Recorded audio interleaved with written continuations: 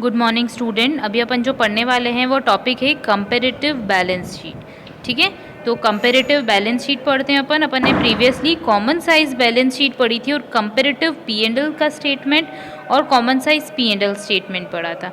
तो let's start with our topic.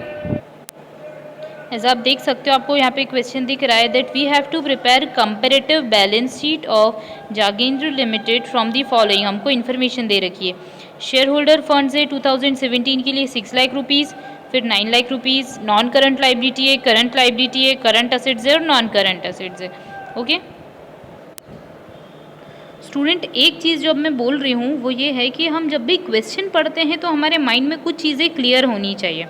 जैसे अगर हमको क्वेश्चन बोला है और क्वेश्चन में अगर हमको बोला है कंपैरेटिव, क्या बोला है कंपैरेटिव, तो हमारे माइंड में क्लियर हो जाना चाहिए कि हमको क्या करना है, दो डेटास को कंपेयर करना है। मतलब प्रीवियस ईयर और करंट ईयर को कंपेयर करना है। कंपेयर करते हैं तो कुछ डिविएशंस आते हैं, मतलब हमको डिफरेंस निकालना होगा और डिफरेंस हम निकालते हैं कंपैरेटिव स्टेटमेंट में। बट अगर कभी क्वेश्चन आपको दे रखा है कॉमन साइज बनाओ, ठीक है, या तो वो इनकम स्टेटमेंट देंगे या तो वो बैलेंस शीट देंगे। अगर हमको क्वेश्चन बोलता है कॉमन साइज बनाओ, तो कॉमन साइज वर्ड पढ़ के हमको समझ में आता है कि एक कॉमन फिगर होगा जिससे हमको क्या करना पड़ेगा, कंपेयर करना पड़ेगा। हम कंपेयर कैसे करेंगे, कॉमन फिगर से या कॉमन अमाउंट से। अगर अपन कॉमन साइज इनकम स्टेटमेंट बनाते हैं तो हम सेल्स से कंपेयर करते हैं, जैसा हमने लास्ट क्लास में पढ़ा है।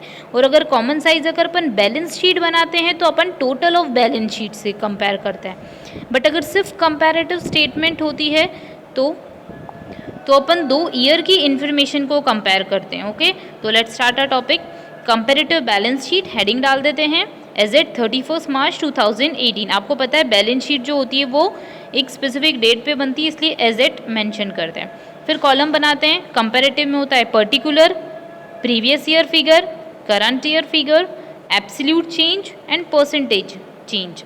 आपको पता है ये जो पर्टिकुलर 2017 और 2018 की इन्फॉर्मेशन हमको डायरेक्ट क्वेश्चन में दे के रखते हैं, तो हम एज इट इज़ फिगर के लिख देते हैं। नेक्स्ट एब्सोल्यूट चेंज क्या होता है, तो एब्सोल्यूट चेंज होता है कि कितने अमाउंट से डिविएशन आया या कितने अमाउंट से डिफरेंस आया है।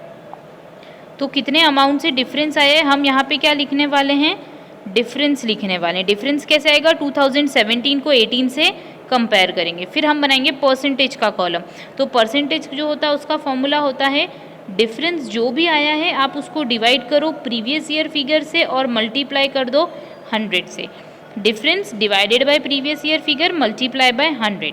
तो लेट्स स्टार्ट। क्वेश्चन के अकॉर्डिंग हम रख देते हैं वैल्यू। शेयर होल्डर फंड 2017 में था 2,50,000, 2018 में 2,50,000।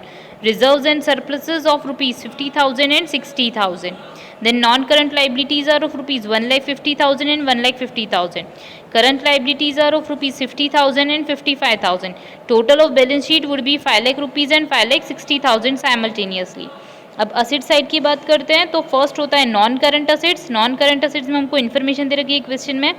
फिक्स्ड असेट्स दे रखे हैं 3 लाख रुपीज़ के और नेक्स्ट ईयर हो जाते हैं 3,60,000 के। देन इन्वेस्टमेंट होते हैं 50,000 के, तो नेक्स्ट ईयर में 50,000 ही रहते हैं। देन करंट असेट्स जो होते हैं वो होते हैं 1,50,000 के और 1,05,000। ओके, अब अपन बनाते हैं हमारा थर्ड और फोर्थ कॉलम जो कि क्वेश्चन के बाद का पोर्शन है।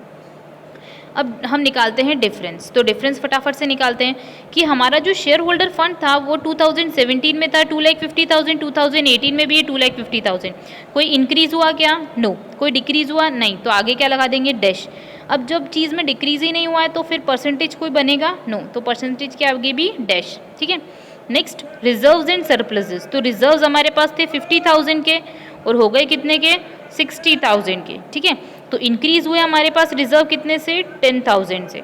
अब 10,000 हमारा डिफरेंस है। अब फॉर्मूला जो है उसके अकॉर्डिंग अपन परसेंटेज निकालते हैं। डिफरेंस यानी कि 10,000, ठीक है, उसको डिवाइड करेंगे previous year figure. Previous year figure हमको कितना दे रखा है, 50,000 और मल्टीप्लाई कर देंगे उसको 100 से, तो अल्टीमेटली हमको पता पड़ जाएगा 20%। देन नॉन करंट लाइबिलिटीज़ दे रखी है जो 1,50,000 थी प्रीवियस ईयर और करंट ईयर में भी 1,50,000 है, मतलब कोई डिविएशन नहीं है, तो आगे परसेंटेज हो जाएगा 0। देन करंट लाइबिलिटीज़ है जो 50,000 थी और हो गई कितनी, 55,000। इट मीन्स इंक्रीज़ कितने से हुआ, 5,000 से। परसेंटेज की फॉर्म में देखें तो 10% का हमारे पास क्या हो गया, इंक्रीज़ हो गया, ठीक है।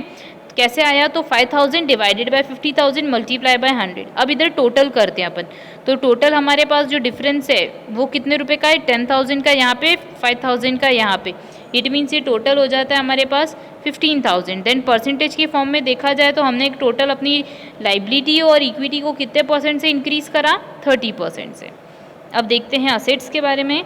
तो असेट्स होते हैं 3 लाख रुपीज़ के और हो गए 3,60,000। अल्टीमेटली टोटल कितने से हो गया इंक्रीज, 60,000 से। ओके, अब परसेंटेज निकालते हैं तो 60,000 divided by 3 lakh multiply by 100 would give you 20%। Then हमारे पास इन्वेस्टमेंट 50,000 के थे, अभी भी 50,000 के, तो कोई इंक्रीज डिक्रीज कुछ नहीं हुआ, तो 0।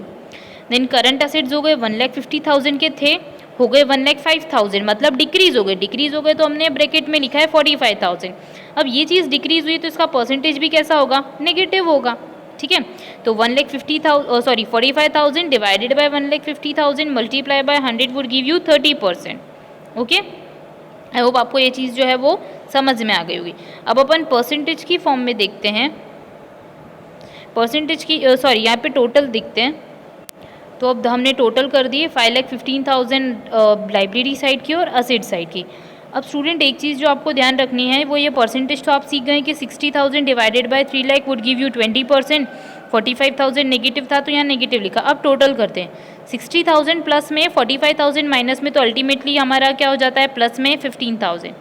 परसेंटेज की फॉर्म में 20% minus 30% would give you minus 10%। It means हमने प्रीवियस ईयर से करंट ईयर के अंदर देखा कि हमारे असेट्स जो है वो 10% से क्या हुए हैं, डिक्रीज हुए हैं, और लाइबिलिटीज़ के केस में हमारी लाइबिलिटीज़ जो है वो 30% से क्या हो गई है, इंक्रीज हुई है। ये इस चीज़ का इंटरप्रिटेशन निकलता है, ये परसेंटेज हमको यही शो करता है। ओके।